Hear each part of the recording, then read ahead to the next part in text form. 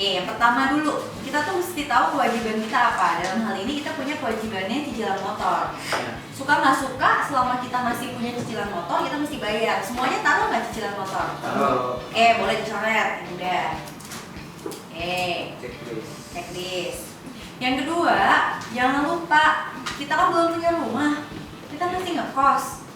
Di sini ada opsi punya DP rumah nggak? Ada. Ada yang mau ambil nggak? Ambil. Nah, bagus. Checklist. Ambil nggak, Pak? Ambil. Ya, let's go. Parah, Kamu?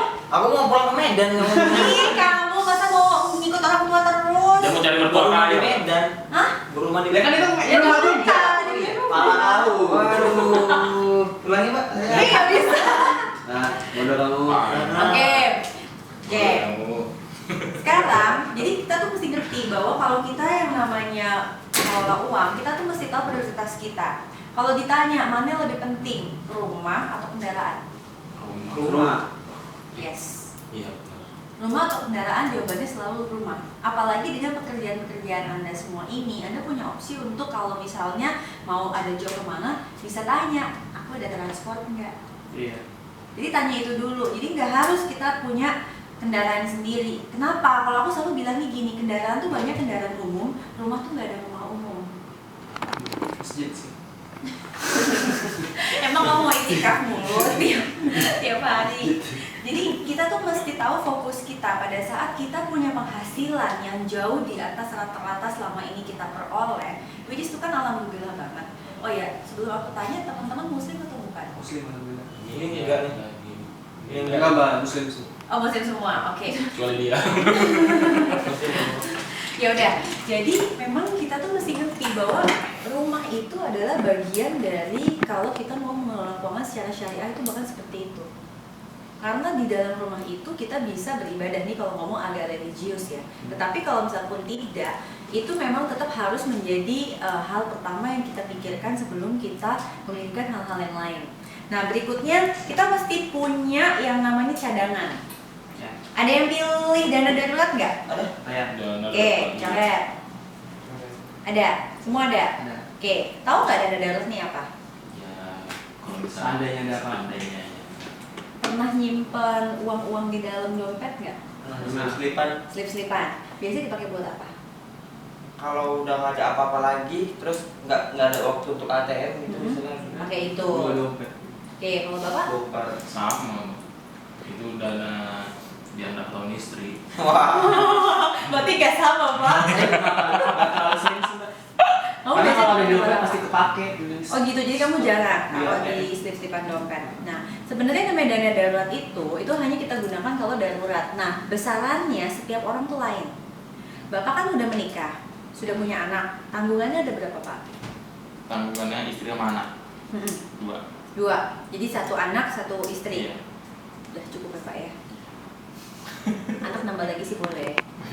Ya, istri nggak usah. Sama suami sih. Nah, Dia kalau pakai gaji.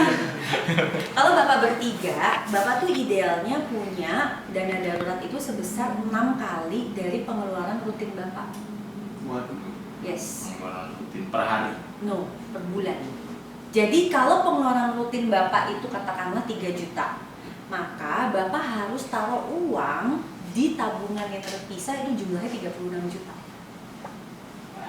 Harus 3 kali. Iya, 6. 6. Kok sebanyak itu?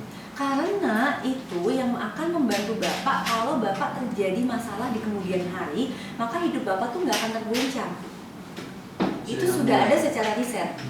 Karena bapak sudah punya anak. Apalagi kalau bapak nanti tidak dapat penghasilan secara pasti. Kan saya dengar-dengar bapak kan saat ini masih bertugas. Berarti kan setiap bulan dapat penghasilan. Kalau suatu hari nanti bapak memutuskan untuk tidak bertugas lagi, katakanlah mau menjadi full timer komika dan sebagainya, itu kan berarti bapak tidak lagi dapat penghasilan tiap bulan.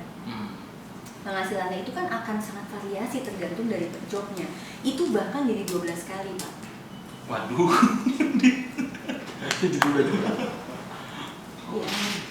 Iya, karena kalau nggak gini Pak, itu yang kejadian, maaf ya bukan saya harus mengungkapkan, Iya. tapi kita kan suka lihat juga nih di infotainment yang dulunya gimana, katakanlah artis sekarang tiba-tiba gimana, itu karena mereka nggak punya dana darurat.